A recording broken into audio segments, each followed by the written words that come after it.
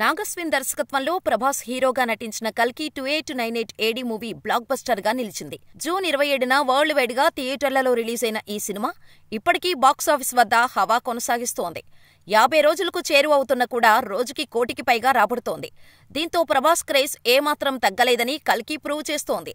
ఇప్పటివరకు కల్కికి 45 రోజుల్లో 643 కోట్లకు పైగా నెట్ కలెక్షన్స్ వసూలయ్యాయి.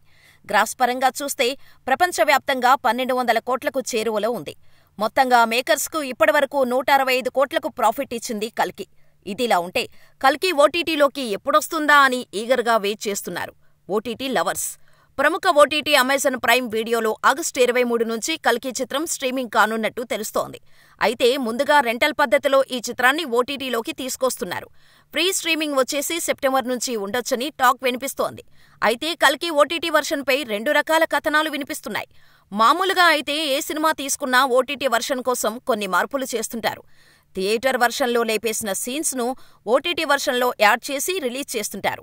కల్కికి కూడా మరో 6 నిమిషాల సన్నివేశాల్ని జోడించి ఓటీటీలో రిలీజ్ చేయబోతున్నట్టు ప్రచారం జరుగుతోంది. కానీ మరో వర్షన్ ప్రకారం థియేటర్లో 3 గంటలకు పైగా నిడివితో రిలీజైన కల్కి ఫస్ట్ హాఫ్ ఆరంభంలో కాస్త బోరింగ్ అనే కామెంట్స్ అందుకుంది.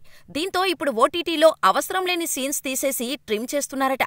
మరి కల్కి ఓటీటీ వర్షన్ రన్ టైం పెరుగుతుందా లేదా తగ్గుతుందా అనేది వేచి చూడాల్సిందే.